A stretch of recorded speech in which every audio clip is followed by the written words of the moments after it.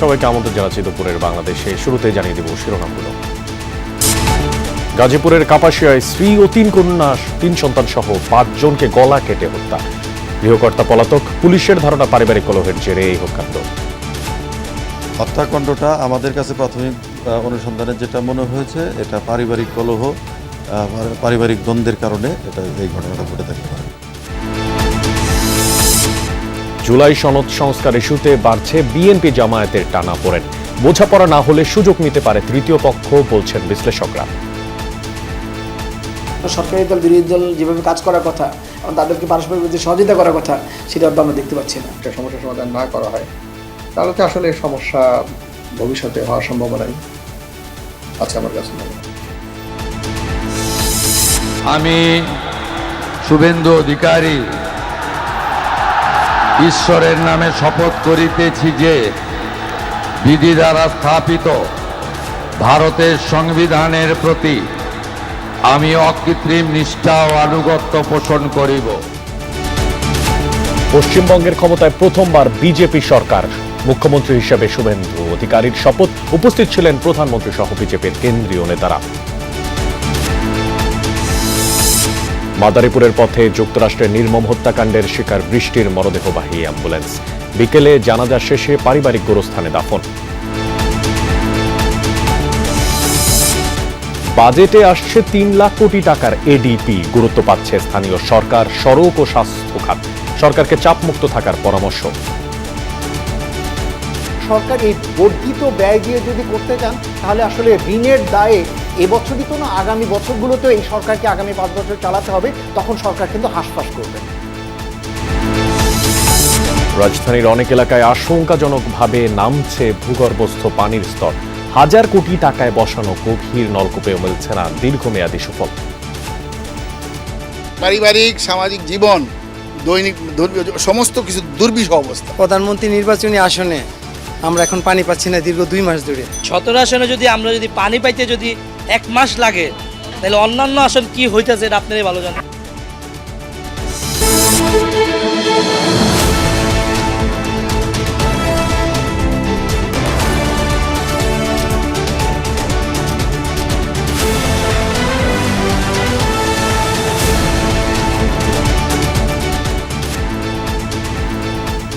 দেখছিলেন শিরোনামগুলো। এছাড়াও দেশ বিদেশের আরো খবরাখবর নিয়ে দুপুরের বাংলাদেশে আপনাদের সাথে আছে আমি মশিউর অনেক। গাজীপুরের কাপাসিয়ায় 5 জনকে গলা কেটে হত্যার অভিযোগ উঠেছে গৃহকর্তা ফোরকানের বিরুদ্ধে। শুক্রবার রাতে উপজেলার রাউতকোনা এলাকায় এই ঘটনা ঘটে। পুলিশ জানায় দীর্ঘদিন ধরেই পারিবারিক কলহ চলছিল এই ফোরকানের সাথে তার স্ত্রীর। এরই জেরে রাতে স্ত্রী, 3 কন্যা এবং শালককে হত্যা করে ফোরকান। ভোরে স্বজনদের ফোন করে নিজেই হত্যার ঘটনা জানান। এরপরই সে পলাতক। খবর পেয়ে ঘটনাস্থলে যায় আইন শৃঙ্খলা রক্ষাকারী বাহিনী। হত্যাকাণ্ডের রহস্য উদ্ঘাটনের তদন্ত চলমান। অভিযুক্ত ফোরকান পেশায় গাড়ি চালক। লাশ সামনে পড়ে রয়েছে, তা আমি আর কারোর কাছে না, আমার মামার কাছে গেছি। মামার কাছে যাই যে আমার মামার ল্যাপটা আঙ্গাইছি, থেকে আমার মামার অবস্থা মনে করে তাকাই রয়েছে। 4-5টা কোপ লাগছে, আমার ছোটাছুটি করছে, হাতেও কোপ লাগছে। এই বাড়ির যিনি গৃহকর্তা, তার নাম হচ্ছে ফোরকান। তিনি পেশায় একজন গাড়ি চালক। তার বাড়ি গোপালগঞ্জ জেলায়। তিনি এইখানে তার 3 সন্তান এবং স্ত্রীকে নিয়ে ভাড়া বাসায় বসবাস করতেন। ঘটনার পর থেকেই এই ফোরকান পলাতক রয়েছে। এই নির্মম হত্যাকাণ্ডের ব্যাপারে আরও তথ্যপাত্র জানানোর জন্য আমাদের সঙ্গে যুক্ত করে নিচ্ছি সহকর্মী রিয়াজ রায়হানকে। রিয়াজ, এর আগেও আমরা যুক্ত হয়েছিলাম বিভিন্ন সময়ে ঠিক এই একই স্পট থেকে। এখন নতুন আসলে তথ্য কি আছে হত্যাকাণ্ডের ব্যাপারে, সে বিষয়টি জানতে চাই আপনার মাধ্যমে। এবং পুলিশের তরফ থেকে এখন পর্যন্ত কোনো বিস্তারিত কিছু জানানো হয়েছে কিনা? তবে এখন পর্যন্ত প্রধান অভিযুক্ত একজনকেই মনে করছেন পুলিশ এবং প্রতিবেশী যারা রয়েছেন তারা।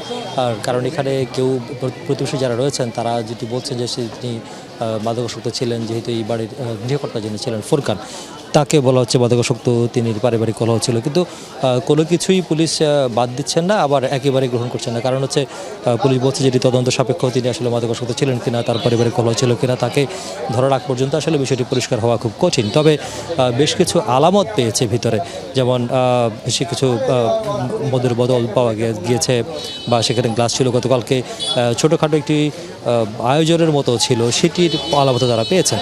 তো তো ঠিক কখন নাগাদ আসলে হত্যাকাণ্ডটি ঘটেছে সেই সম্পর্কে এখন পর্যন্ত স্পষ্ট বলা যায়নি। তবে ধারণা করা হচ্ছে মধ্যরাতের পর থেকে ভোর রাতের মধ্যে যে কোনো এক সময় হত্যাকাণ্ডটি ঘটে থাকতে পারে।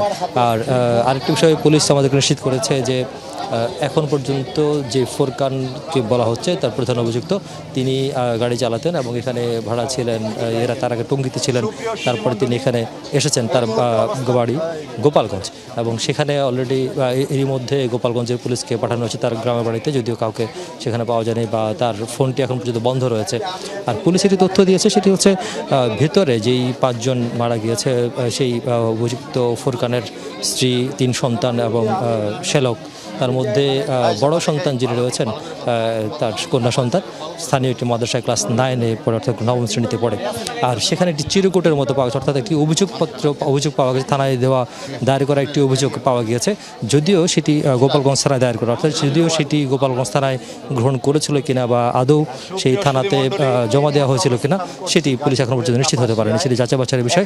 কারণ সেখানে পুলিশের কোনো ধরনের গ্রহণ করা বা রিসিভ করা যে স্বাক্ষর, সেই ধরনের কোনো স্বাক্ষর নেই। সেখানে যেটি উল্লেখ করা হয়েছে, যেই অভিযোগপত্রে যেটি উল্লেখ করা হয়েছে, ফোরকান উল্লেখ করেছেন যে তার স্ত্রী তার কাছ থেকে 10 লাখ টাকা নিয়েছেন নানা বিভিন্ন সময়। সেই 10 লাখ টাকা যখন চাইতে যেতেন তখন সেই টাকা চাওয়াকে কেন্দ্র করে তার সাথে নানা ধরনের মনোমালিন্য হতো এবং বিবাহ বহির্ভূত সম্পর্কের কথাও তিনি অভিযোগ করেছেন। তো এইসব নিয়ে দীর্ঘদিন ধরে তার সাথে যে পারিবারিক কলহ সেটি লেগে থাকতো, বিবাদ লেগে থাকতো, এবং এই যে পারিবারিক কলহ, সেই পারিবারিক কলহের বিষয়টি নিশ্চিত করেছেন বা অভিযোগ করেছেন, দাবি করেছেন এখানকার প্রতিবেশী যারা রয়েছেন তারা বলছেন যে এইসব বিষয়ে তারাও জানতেন, মাঝে মধ্যে ঝগড়াঝাটি হতো এবং উচ্চবাচ্য হতো, সেই বিষয়েও তারা বলেছেন। তবে সব কিছুই এখন পর্যন্ত অভিযোগ বা দাবির পর্যন্তই রয়েছে, যদিও কারণ এটি এখন মূল যে অভিযুক্ত ফোরকান, এই বাড়ির যে গৃহকর্তা যিনি ফোরকান, তাকে পাওয়ার আগ পর্যন্ত আসলে যতগুলো কথা এসছে বা যতগুলো অভিযোগ এসছে সব কিছুই অভিযোগ পর্যন্তই নিশ্চিত করে বলার সুযোগ নেই, যতক্ষণ পর্যন্ত তার স্বীকারোক্তি পাওয়া না যাবে বা তাকে ধরা না যাবে। আর পুলিশ বলছে তাকে ধরার জন্য এরই মধ্যে বিভিন্ন জায়গায় তৎপরতা চালাচ্ছে, তার ফোনের লোকেশন ট্র্যাক করে বা তার ফোনের অবস্থান জেনে সেখানে বিভিন্ন জায়গায় অভিযান পরিচালনা করা হচ্ছে। দেশের বিভিন্ন জায়গায় বা যেখানে যেতে পারে, তার নিজের বাড়ি গোপালগঞ্জ থেকে শুরু করে বিভিন্ন জায়গায় যেখানে তার যাতায়াত আগেও ছিল, সেসব জায়গাগুলোতে এরই মধ্যে পুলিশ পাঠানো হয়েছে বা আইনশৃঙ্খলা বাহিনীর কর্মকর্তারা বলছেন যে বিভিন্ন সংস্থাকে কাজে লাগানো হয়েছে, আইনশৃঙ্খলা বাহিনীর বিভিন্ন সংস্থা বা গোয়েন্দা সংস্থা কাজে লাগছে। তো মোদ্দা কথা হচ্ছে আসলে এখন পর্যন্ত পুলিশ এবং প্রতিবেশী এই ঘটনার পিছনে অন্য কোনো ইন্ধন বা অন্য কারো দায় এখন পর্যন্ত মনে করছেন না। তারা আপাতত মনে করছেন বা প্রাথমিকভাবে মনে করছেন হত্যাকারী একজনই, এবং সেটি হচ্ছে ফোরকান, এই গৃহকর্তা। ধন্যবাদ রিয়াজ আপনাকে আমাদের সঙ্গে যুক্ত থাকার জন্য এবং এই মর্মান্তিক দুর্ঘটনার বা হত্যাকাণ্ডের যে খবরাখবর তার সবশেষ জানানোর জন্য। এদিকে ব্রাহ্মণবাড়িয়ায় কসবা সীমান্তে ভারতীয় সীমান্তরক্ষী বাহিনী BSF এর গুলিতে 2 বাংলাদেশি যুবক নিহত হয়েছেন, আহত হয়েছেন আরও 2 জন। শুক্রবার রাতে উপজেলার গোপীনাথপুর ইউনিয়নের ধ্বজনগর সীমান্তে এই ঘটনা ঘটে। নিহতরা হলেন মুরসালিন ও নবী হোসেন। বিজিবি জানায় রাতে মুরসালিন, নবী সহ কয়েকজন সীমান্ত এলাকায় যান, আর এই সময় BSF জওয়ান তাদের লক্ষ্য করে গুলি ছোড়ে। গুলিবিদ্ধ হয় মুরসালিন ও নবী হোসেন। পরে তাদেরকে সীমান্তের ওপারে নিয়ে যাওয়া হয়, সেখানেই প্রাণ হারান 2 জন। আর বিজিবি জানিয়েছে তাদের মরদেহ ফিরিয়ে আনতে BSF এর সাথে যোগাযোগের চেষ্টা চলছে।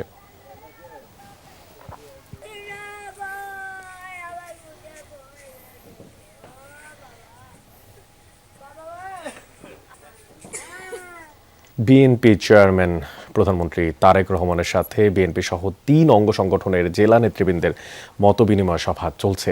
সকাল 11:15টায় রাজধানীর কৃষিবিদ ইনস্টিটিউটে KIB মিলনায়তনে এই মতবিনিময় সভা শুরু হয়। আর বিশেষ অতিথি হিসেবে সেখানে উপস্থিত আছেন দলের মহাসচিব মির্জা ফখরুল ইসলাম আলমগীর। সভায় দলের জ্যেষ্ঠ যুগ্ম মহাসচিব রুহুল কবির রিজভির সভাপতিত্বে স্থায়ী কমিটির সদস্যরা উপস্থিত রয়েছেন। 12 ফেব্রুয়ারি ত্রয়োদশ সংসদ নির্বাচনের পর দলের মাঠ পর্যায়ের নেতাদের সাথে চেয়ারম্যান ও প্রধানমন্ত্রী তারেক রহমানের এটি প্রথম মতবিনিময় সভা। বিএনপির জ্যেষ্ঠ যুগ্ম মহাসচিব রুহুল কবির রিজভি বলেন, দলের নির্বাচনী ইশতেহার এবং সরকারে যেসব পরিকল্পনা রয়েছে সেগুলো নেতাদের কাছে তুলে ধরা হবে। দলের সাংগঠনিক কার্যক্রম নিয়ে এই সভায় আলোচনা হবে। বিশেষ চাহিদা সম্পন্ন তরুণ ওয়াকিমুল ইসলামের বানানো স্মার্ট কারে করে চলেছেন উৎসাহ দিতে প্রধানমন্ত্রী তারেক রহমান। শনিবার সকালে প্রধানমন্ত্রীর তেজগাঁওয়ের কার্যালয়ে তার সঙ্গে সাক্ষাৎ করেন ওয়াকিমুল ইসলাম।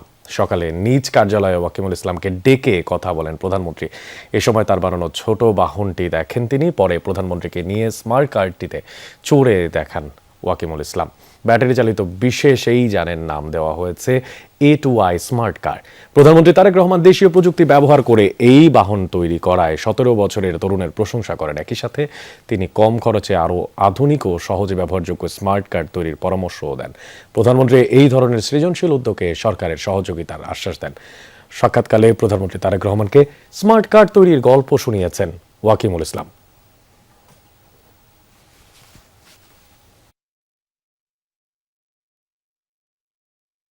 আপাতদৃষ্টিতে জুলাই সনদ ও সংস্কার ইস্যুতে বিএনপি আর জামায়াতের মুখোমুখি অবস্থানকে রাজনৈতিক কৌশল মনে হলেও এই টানাপোড়েন রাজনৈতিক সংঘাতে রূপ নিতে পারে, এমনটাই মনে করছেন বিশ্লেষকরা। আর এই নিয়ে সরকার আর বিরোধী দলের মধ্যে বোঝাপড়া না হলে সুযোগ নিতে পারে তৃতীয় কোনো পক্ষ।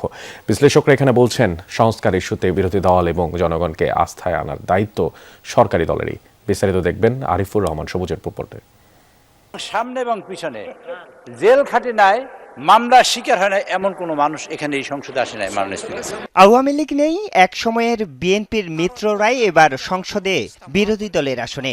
জুলাই গণ অভ্যুত্থান পরবর্তী নতুন সংসদে কাদা ছোড়াছুড়ি কিংবা বৈরিতা থাকবে না, এমনটাই মনে করা হচ্ছিল। তবে ত্রয়োদশ জাতীয় সংসদের শুরু থেকেই উল্টো চিত্র।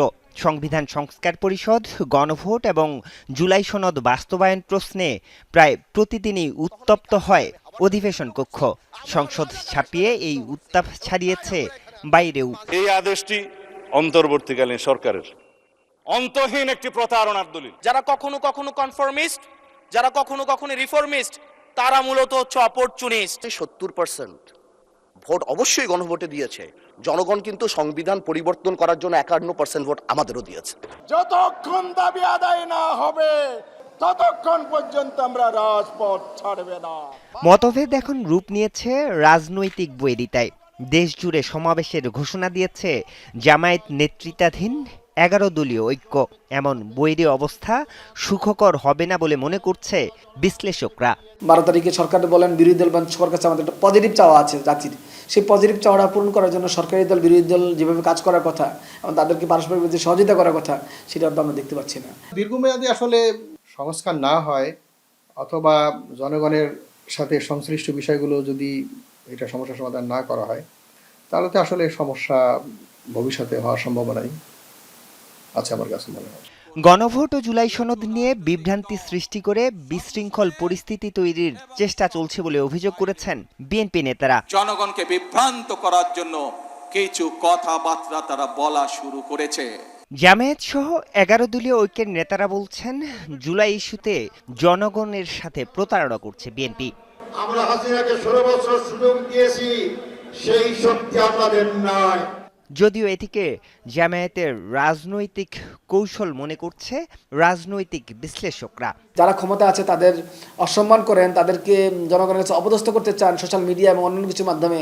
তারা যা করে নাই তার ব্যাপারে ভিন্ন মেসেজ দিতে চান, একটা রাজনীতি করতে চান, ভিন্ন নেগেটিভ রাজনীতি, স্পয়েল রাজনীতি।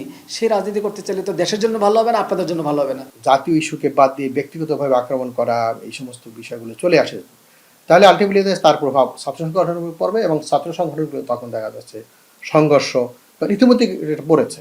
সরকার ও বিরোধী দলের টানাপোড়েন চূড়ান্ত রূপ নিলে সুযোগ নিতে পারে অন্য পক্ষ। দেখা যাচ্ছে আওয়ামী লীগের যারা নীরব অবস্থায় আছে এখন, তাই না, তারা আরো সংগঠিত হবে এবং জনগণের মধ্যে তখন তাদের গ্রহণযোগ্যতা বেড়ে যাবে। সরকার এবং বিরোধী দলের এই গ্যাপটা যদি বড় হয়, সরকার এবং বিরোধী দল দুই পক্ষের রিস্ক আছে। এই রিস্কটা কোন পক্ষ থেকে আসবে সেটা বলা কঠিন। রাষ্ট্রকে যখন ক্রাইসিসে পড়ে তখন কারা রাষ্ট্রের সুবিধাটা পাবে, এটা কিন্তু সহজ করে বলা যাবে না। রাজনৈতিক বাহাসের বাইরে সরকার এবং বিরোধী দলকে জনস্বার্থের ইস্যুকে গুরুত্ব দেওয়ার আহ্বান বিশ্লেষকদের। আমরা নিজেদেরকে সতর্ক রাখবো যাতে আর কেউ এই দেশে বিশৃঙ্খলা তৈরি করতে না পারে। আরিফুর রহমান সবুজ, যমুনা নিউজ, ঢাকা। গাজীপুরের কাপাসিয়ায় কুপিয়ে 5 জনকে হত্যা করার মতো ঘটনাই প্রমাণ করে আইন শৃঙ্খলা পরিস্থিতির অবনতি হয়েছে। জামায়াতের জনসচেতনতা ও প্রতিবাদমূলক কার্যক্রম অব্যাহত থাকবে, এমনটাও বলেন দলের আমির ডাক্তার শফিকুর রহমান।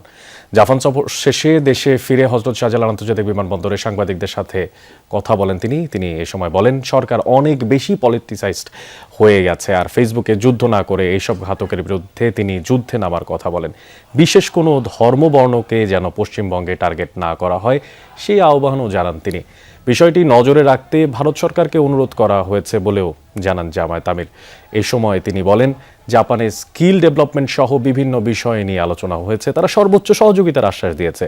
বাংলাদেশ নিয়ে জাপানের অনেক প্রত্যাশা আছে বলেও জানান জামায়াতের আমির। এখন পলিটিক্যাল জায়গাগুলো দখল করার কাজে ব্যস্ত থাকলে তো এই সময় হবে না। এই সময় দেশের মানুষের নিরাপত্তাকে আগে ঠিক হবে। আমরা সরকারের প্রতি আহ্বান জানাবো, এখানে হলো 5 জন, নোয়াগাঁয় হলো 4 জন, চিটাঙ্গেলে 3 জন, সব গোলাকাটা। এগুলা কি? এরা কারা এগুলা করে পালিয়ে যায়? কোথায় যায়? কার লোক? কে শেল্টার দেয়? এগুলো অবশ্যই খুঁজে বের করতে হবে। জুলাই সনদ ও সংস্কার বাস্তবায়ন ইস্যুতে বিএনপি ছলচাতুরি করছে, এমনটাই অভিযোগ করেছেন জাতীয় নাগরিক পার্টি এনসিপির আহ্বায়ক নাহিদ ইসলাম। রাজধানীর একটি হোটেলে সংস্কারের অচলাবস্থা আর করণীয় নিয়ে এনসিপির সংলাপে এইসব কথা বলে নাহিদ ইসলাম। আর এই নিয়ে আলোচনায় জায়গা না রাখলে শান্তিপূর্ণ আন্দোলন আরও বেশি কঠিন হবে। কতটা কঠিন হবে তা নির্ভর করবে সরকার কিভাবে সাড়া দেয়। তিনি আরও বলেন, প্রাতিষ্ঠানিক সংস্কার ভালো না হওয়ায় এর সুফল ভোগ করতে পারছে না দেশের মানুষ। আইন শৃঙ্খলা পরিস্থিতি এখনও নিয়ন্ত্রণে নেই, মানবাধিকার পরিস্থিতির উন্নয়ন হয়নি, এখনও রাজনৈতিক অবিশ্বাস বিদ্যমান। সরকার খুবই এখনো ক্লিয়ার পজিশন নেয় নেই, একটা ছলচাতুরি তারা করছে। তারা বলতেছে জুলাই সনদ করবে বা সংস্কার করবে বা অধ্যাদেশ যেগুলো ল্যাপস হয়েছে সেগুলো তারা নিয়ে আসবে, কিন্তু কবে নিয়ে আসবে, কিভাবে আনবে, কতদিনে হবে এটা আমরা ক্লিয়ার না। ফলে এখানে একটা অচল অবস্থা আসলে তৈরি হয়েছে।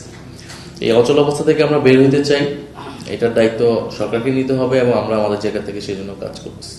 পশ্চিমবঙ্গের নতুন মুখ্যমন্ত্রী হিসেবে শপথ নিলেন বিজেপির শুভেন্দু অধিকারী। ঐতিহাসিক ব্রিগেড প্যারেড গ্রাউন্ডের আয়োজনে উপস্থিত ছিলেন প্রধানমন্ত্রী নরেন্দ্র মোদী। এছাড়াও বিজেপির সর্বভারতীয় সভাপতি নীতিন নবীন, স্বরাষ্ট্রমন্ত্রী অমিত শাহ এবং কেন্দ্রীয় প্রতিরক্ষা মন্ত্রী রাজনাথ সিং উপস্থিত ছিলেন। এছাড়া আসামের মুখ্যমন্ত্রী হেমন্ত বিশ্ব শর্মা, এছাড়া উত্তর প্রদেশের মুখ্যমন্ত্রী যোগী আদিত্যনাথ আর অন্ধ্রপ্রদেশের মুখ্যমন্ত্রী চন্দ্রবাবু নাইডু সহ 20 রাজ্যের মুখ্যমন্ত্রীও ছিলেন পশ্চিমবঙ্গের অভিষেক অনুষ্ঠানে। বেলা 11টা নাগাদ শুভেন্দুকে সাথে নিয়ে ব্রিগেডে প্রবেশ করেন মোদী। সকাল থেকেই ভিড় করেন হাজার হাজার নেতাকর্মী, আর তাদের প্রত্যাশা নির্বাচনী ইশতেহার পূরণ করবে নতুন সরকার। তাদের প্রতি হাত নেড়ে অভিবাদন জানান প্রধানমন্ত্রী মোদী। কঠোর নিরাপত্তায় ঢেকে ফেলা হয় কলকাতা শহর।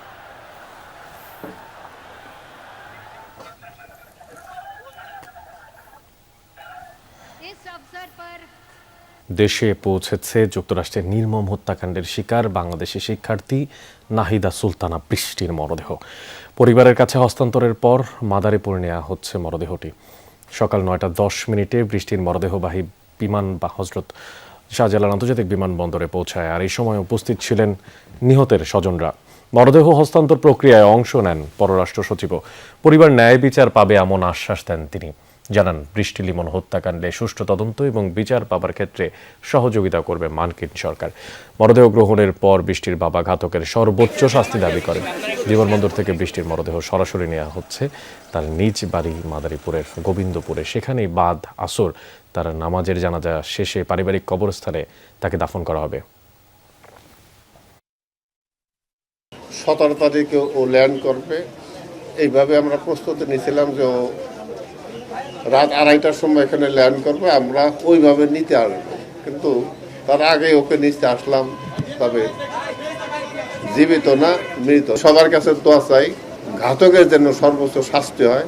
বৃষ্টির হত্যাকাণ্ডের সাথে অভিযুক্ত যারা, তাদের তদন্ত যাতে সুষ্ঠুভাবে হয় এবং পরবর্তীতে যাতে তাদের বিচার যথাযথভাবে হয় সেজন্য কাজ করে যাচ্ছে আমরা মার্কিন কর্তৃপক্ষের সাথে। এই বিষয়ে আরও তথ্যপত্র জানাতে মাদারীপুর থেকে আমাদের সঙ্গে এই মুহূর্তে যোগ দিচ্ছেন SM শাকিল। শাকিল, এমন মর্মান্তিক এক হত্যাকাণ্ড, সেই লাশ তো পৌঁছেছে, বৃষ্টির জানাজা এবং দাফনের প্রস্তুতি সম্পর্কে জানতে চাই এবং কতক্ষণ নাগাদ আসলে লাশ তার গ্রামের বাড়িতে পৌঁছাতে পারে?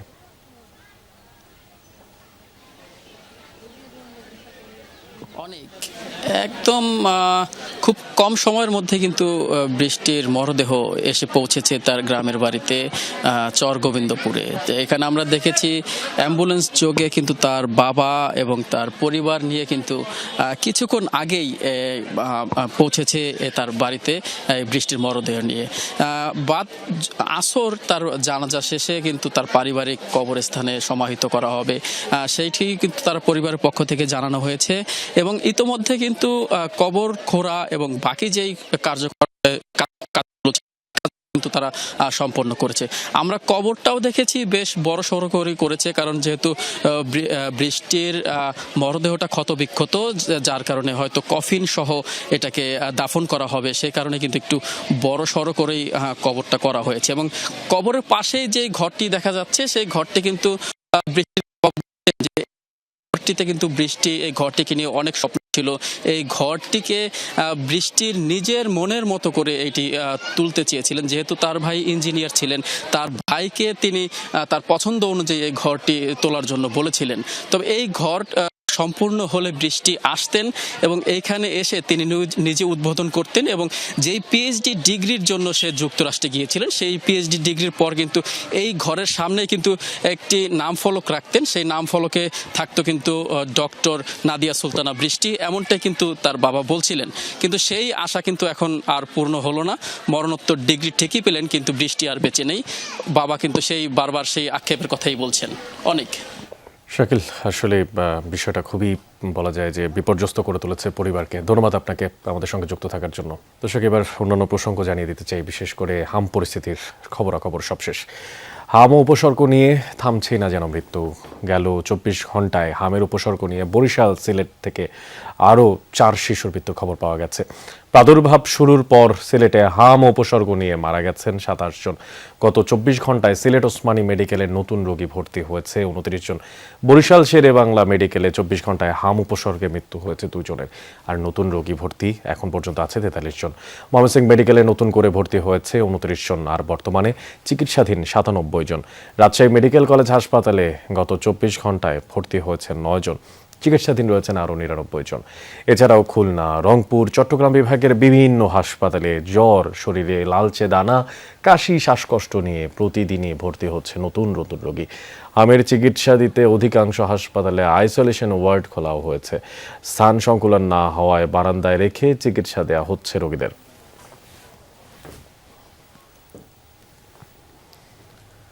এই হাম পরিস্থিতির আরও খোঁজ খবর জানতে আমরা সিলেট থেকে যুক্ত হতে চাই। আমাদের সঙ্গে যুক্ত আছেন সহকর্মী নাবিল হোসেন। নাবিল, গত 24 ঘন্টায় নতুন কতজন রোগী সিলেটে আসলে যেখানে আপনি এখন আছেন সেখানে ভর্তি হয়েছেন? এবং আমি একটু জানতে চাই আসলে বারান্দায় তাদের চিকিৎসা নিতে হচ্ছে কিনা, বা এই ধরনের কোনো পরিস্থিতি চোখে পড়লো কিনা?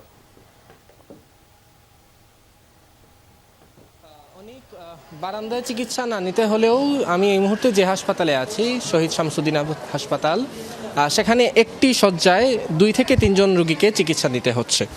এবং যাদের আসলে যারা শয্যায় থাকতে চাচ্ছেন না বা বেডে যাদের জায়গা হচ্ছে না, তাদের জন্য আসলে মেঝেতে ব্যবস্থা রাখা হয়েছে এবং মেঝেতেও রোগীরা চিকিৎসা নিচ্ছেন। এটি হচ্ছে যে শহীদ শামসুদ্দিন আহমদ হাসপাতালের চিত্র। কারণ এই হাসপাতালের যে মোট যে শয্যা সংখ্যা, সেখান থেকে ভর্তি রোগীর সংখ্যা কিন্তু এখন অনেকটাই বেশি। ফলে বাধ্য হয়েই যারা সংশ্লিষ্টরা আছেন হাসপাতালে, তাদেরকে একটি বেডে একাধিক রোগীকে চিকিৎসা দিতে হচ্ছে, মেঝেতে চিকিৎসা দিতে হচ্ছে। এবং এই হাসপাতালের যে নার্স বা চিকিৎসক কিংবা যে অন্যান্য যে সাপোর্ট স্টাফ রয়েছে হাসপাতালে, তাদেরকে কিন্তু হিমশিম খেতে হচ্ছে। কারণ এই যে রোগীর যে প্রাদুর্ভাব বা চাপ, সেটি এই শামসুদ্দিন আহমদ হাসপাতালের উপর সবচেয়ে বেশি পড়েছে সিলেটে, কারণ এটিকেই আসলে হাম ডেডিকেটেড করে রাখা হয়েছিল। এবং আরেকটি সংবাদ আমরা শুনতে পেয়েছিলাম যে আজকে থেকে Sylhet MAG Osmani medical college হাসপাতালের একটি ওয়ার্ডে হামের চিকিৎসার জন্য চালু হবে। যদিও হাসপাতাল সূত্রে আমরা কিছুক্ষণ আগে জানতে পারলাম সেই ওয়ার্ডটি চালু হতে আরও 7 দিন সময় লাগতে পারে। ফলে এই যে হামের প্রাদুর্ভাব, তার জন্য এই হাসপাতালের এই যে আসলে দুর্ভোগ, সেই দুর্ভোগ হয়তো আরও কিছুদিন প্রলম্বিত হলো। এবং তার সাথে সাথে আরও কিছু বিষয় যদি আপনাদেরকে জানাই, তাহলে এই যে সিলেটে আসলে 1 ঘন্টার মধ্যেই আমরা আরও 2 শিশুর মৃত্যুর খবর পেলাম। গত 24 ঘন্টায় মারা গিয়েছিলেন 2 জন এবং আজ সকাল 11:30টায় 7 মাস বয়সী একজন শিশু, এবং কিছুক্ষণ আগে এই হাসপাতালে দুপুর 12:30টায় আরেকজন শিশু মারা গেছেন। অর্থাৎ 1 ঘন্টার মধ্যে আরও 2 শিশুর মৃত্যুর খবর আমরা জানতে পারলাম। এবং সেই মৃত্যুতে আসলে সিলেটে এখন পর্যন্ত হাম বা হামের উপসর্গ নিয়ে মৃত্যু দাঁড়ালো 27। চিকিৎসকরা বলছেন এই যে মৃত্যুর হারটা বাড়ছে তার মূল কারণ হচ্ছে গত 2 বছর হামের টিকার ব্যবস্থাপনা, শিশুরা টিকা পায়নি, যার কারণে তাদের মধ্যে যে ইমিউনিটি তৈরি হওয়ার কথা ছিল সেটি হয়নি, যার কারণে এই মৃত্যুর হারটা বাড়ছে। এবং অভিভাবকরা যারা আছেন তারা স্বাভাবিক যে লক্ষণ, জ্বর বা অন্যান্য কিছু, সেগুলো লক্ষণ প্রকাশ পেলেও তাদের হাসপাতালে নিয়ে আসতে অনেকটা দেরি করে ফেলছেন। এই দুই বিষয়টা আসলে চিকিৎসকরা মনে করছেন মৃত্যু হারটা বেশি হওয়ার অন্যতম কারণ। অনেক নাবিল, আপনাকে ধন্যবাদ আমাদের সাথে যুক্ত থাকার জন্য। এবার অন্যান্য প্রসঙ্গ। ফলো আপ চিকিৎসা এবং স্বাস্থ্য পরীক্ষার জন্য আজ সকালে লন্ডনের উদ্দেশ্যে ঢাকা ত্যাগ করেছেন রাষ্ট্রপতি মোহাম্মদ শাহাবুদ্দিন। সকাল 8:45 রাষ্ট্রপতিকে বহনকারী হজরত শাহজালাল আন্তর্জাতিক বিমানবন্দর থেকে যাত্রা শুরু করে। এই সময় আইনমন্ত্রী Asaduzzaman, British high commissioner Sarah Cook সহ ঊর্ধ্বতন কর্মকর্তাবৃন্দ বিমানবন্দরে তাকে বিদায় জানায়। চিকিৎসকের পরামর্শে ফলো আপ হিসেবে যুক্তরাজ্যের একটি বিশেষায়িত হাসপাতালে রাষ্ট্রপতির প্রয়োজনীয় স্বাস্থ্য পরীক্ষা সম্পন্ন হবে। চিকিৎসা শেষে আগামী 18 মে রাষ্ট্রপতির দেশে ফেরার কথা রয়েছে। অর্থনীতিতে সংকট থাকলেও আসছে বাজেটে 3 লাখ কোটি টাকার উন্নয়ন কর্মসূচি রাখতে চায় সরকার, যার 1 লাখ কোটি জোগাড় করতে হবে ঋণ করে। সর্বোচ্চ বরাদ্দের প্রস্তাবে স্থানীয় সরকার, সড়ক উন্নয়ন ও স্বাস্থ্য খাতে। অর্থ ও পরিকল্পনা উপদেষ্টা জানালেন, কম সুদে দীর্ঘমেয়াদী ঋণ পেলেই ভেবে দেখা হবে, আর বাড়তি কোনো চাপ নেওয়া হবে না। আর এই অবস্থায় বাজেটের আগে সরকারকে রাজনৈতিক চাপমুক্ত থাকার পরামর্শ দিচ্ছেন অর্থনীতিবিদরা। প্রকল্প বাস্তবায়ন নিয়ে ভালো খবর নেই। অর্থবছরের প্রথম 9 মাসে এডিপি বাস্তবায়নের হার মাত্র 36%, যা গত 5 বছরের মধ্যে সর্বনিম্ন। মূল কারণ রাজনৈতিক পট পরিবর্তন আর অর্থ সংকট। তার উপর জুলাই গণঅভ্যুত্থানের জেরে কাজ ছেড়েছেন অনেক ঠিকাদার ও প্রকল্প পরিচালক। এর মাঝেই নির্বাচনী ইশতেহারের সাথে সামঞ্জস্য রাখতে 1300 প্রকল্প পুনর্মূল্যায়ন করছে বিএনপি সরকার, যে কাজ শেষ হবে আগামী মাসে। এর মাঝেই 2026-27 অর্থ বছরের উন্নয়ন বাজেট নিয়ে জোর আলোচনা। প্রস্তাবিত আকার 3 লাখ কোটি টাকা, যা চলতি অর্থ বছরের চেয়ে 50 ভাগ বেশি। এই অর্থের সিংহভাগ যোগান দেওয়া হবে অভ্যন্তরীণ উৎস থেকে, বাকি প্রায় 1 লাখ কোটি টাকা আদায়ের ভাবনা বিদেশি ঋণ থেকে। এডিপিতে সর্বোচ্চ 36,228 কোটি টাকা বরাদ্দের প্রস্তাব স্থানীয় সরকার বিভাগে। 31,000 কোটি টাকা পেতে পারে সড়ক পরিবহন ও মহাসড়ক বিভাগ। চলতি বছরের চেয়ে 247 ভাগ বাড়িয়ে স্বাস্থ্য খাতে বরাদ্দের প্রস্তাব 26,808 কোটি টাকা। গড়ে 21,000 কোটি টাকা করে বরাদ্দ পেতে পারে প্রাথমিক ও গণশিক্ষা এবং মাধ্যমিক ও উচ্চ মাধ্যমিক বিভাগ। 19,000 কোটি টাকার কিছু বেশি পাবে বিদ্যুৎ বিভাগ। আমরা এমন সমস্ত সূত্র থেকে অর্থায়ন করার চেষ্টা করছি যে সমস্ত ক্ষেত্রে সুদের হার কম এবং পরিশোধের সময়সীমা বেশি, কারণ এর মধ্যে কিন্তু আমাদের এই বছর থেকে আরও ঋণ পরিশোধের মাত্রা বেড়ে যাবে। তো এইরকম একটা পরিস্থিতিতে দেখেন, বাস্তববাদী পদ্ধতিতে বাস্তবসম্মত উপায়ে জনগণের কল্যাণ নিশ্চিত করে দাম, সূত্র এবং অর্থায়ন নিশ্চিত করা হচ্ছে। চলতি অর্থ বছরের প্রথম 9 মাসে প্রায় 1 লাখ কোটি টাকার রাজস্ব ঘাটতি হয়েছে। তার মানে সরকার চাপে আছে। বেতন ভাতা, দেশি বিদেশি ঋণের সুদ কিংবা জ্বালানি আমদানির মতো ব্যয়ে বেশি নজর দিতে হচ্ছে। প্রশ্ন হচ্ছে, এই অবস্থা চললে কি এডিপি বাস্তবায়নের টাকা জোগাড় হবে? সরকারের বিভিন্ন ধরনের প্রকল্প যেগুলো দীর্ঘমেয়াদী ধীরে ধীরে নেওয়া যায়, এরকম কিছু প্রাধিকার না সেট করলে সরকার এই বর্ধিত ব্যয় দিয়ে যদি করতে চান, তাহলে আসলে ঋণের দায়ে এবছরই তো না, আগামী বছরগুলোতেও এই সরকারকে আগামী 5 বছর চালাতে হবে। তখন সরকার কিন্তু হাঁসফাঁস করবেন। বাজেটের আগে 2026-27 অর্থ বছরের এডিপি অনুমোদনে জাতীয় অর্থনৈতিক পরিষদের সভা হবে চলতি মাসেই। তৌহিদ হোসেন, যমুনা নিউজ, ঢাকা। রাজধানীর ভূগর্ভস্থ পানির স্তর আরও নিচে নেমে গেছে। কোনো কোনো স্থানে ওয়াসার লাইনে মিলছে না কাঙ্ক্ষিত পানি, আর ভূগর্ভস্থ পানির অতিরিক্ত ব্যবহারের কারণেই এই অবস্থা, এমনটা মনে করছেন নগরবাসী। সংকট সমাধানে ফের 1000 কোটি টাকার নতুন গভীর নলকূপ বসাচ্ছে প্রতিষ্ঠানটি। এতে সাময়িক সমাধান হলেও 2-1 বছর পর আবারও পরিত্যক্ত হয়ে যাবে নলকূপটি, আর তখন পানির জন্য যেতে হবে মাটির আরও নিচে। বাড্ডা ও শাহজাদপুর ঘুরে SRS আলীর ক্যামেরায় আরো জানাচ্ছেন আলামিন হক অহন।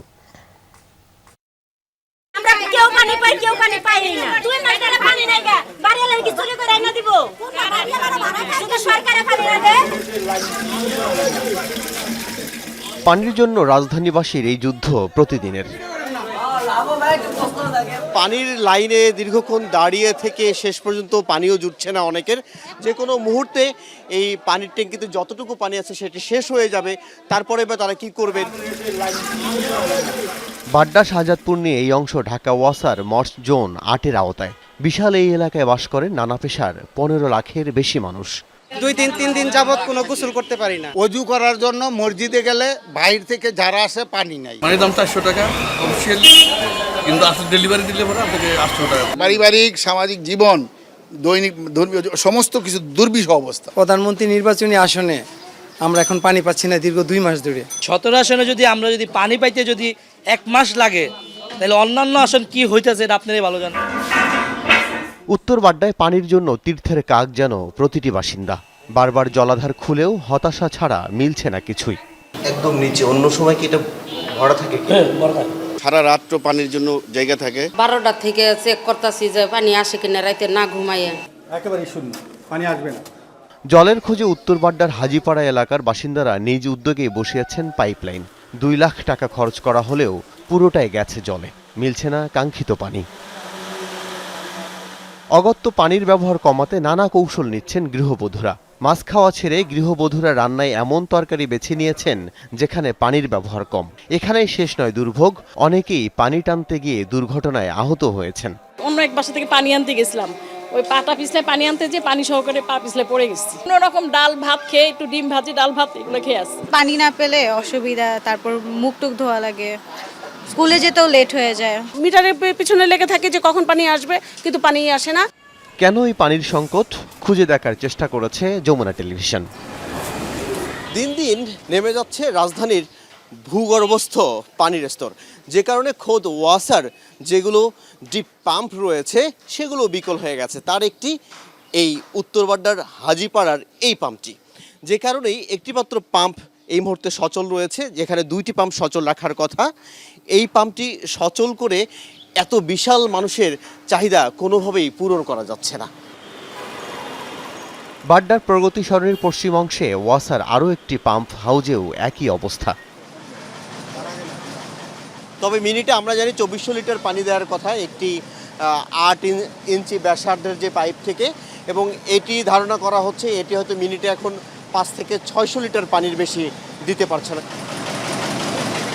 এই পাম্পটি যে পরিমাণ ভূগর্ভস্থ পর্যন্ত পাইপটি রয়েছে সেই স্তরে পানি পাওয়া যাচ্ছে না, যে কারণে এটি বিকল হয়ে গেছে।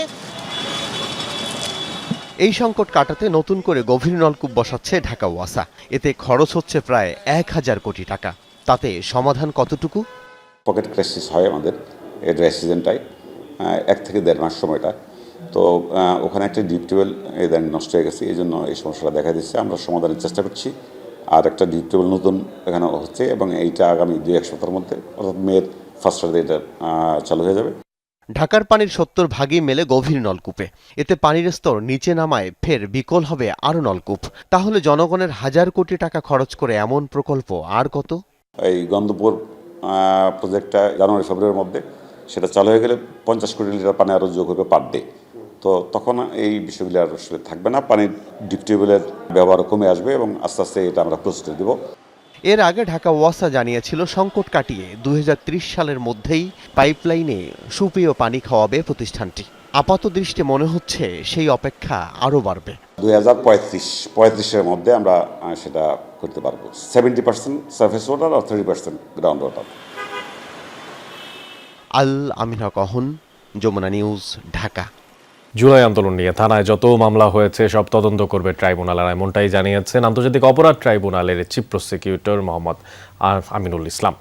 সকালে উত্তরার শহীদ পরিবার এবং আহত জুলাই যোদ্ধাদের সাথে মামলার তদন্তের অগ্রগতি ও সমস্যা নিয়ে গণশুনানি এবং হত্যাকাণ্ডের স্পট পরিদর্শন শেষে এই কথা বলেন তিনি। বলেন, দেশের সকল থানায় দ্রুতই চিঠি দেবে প্রসিকিউশন। এছাড়া জুলাই আন্দোলনে ভিকটিমদের পরিবারকে বিশেষ নিরাপত্তা দেওয়ার নির্দেশ দেন চিফ প্রসিকিউটর। এই সময় জুলাই যোদ্ধা ও শহীদ পরিবারের সদস্যরা চিফ প্রসিকিউটরের কাছে অভিযোগ করে বলেন, মামলার আসামিরা প্রকাশ্যে ঘুরে বেড়াচ্ছে, থানায় অভিযোগ করলেও তাদের গ্রেফতার করছে না পুলিশ। যথাযথভাবে তদন্ত করে বিচারের দাবি জানান তারা।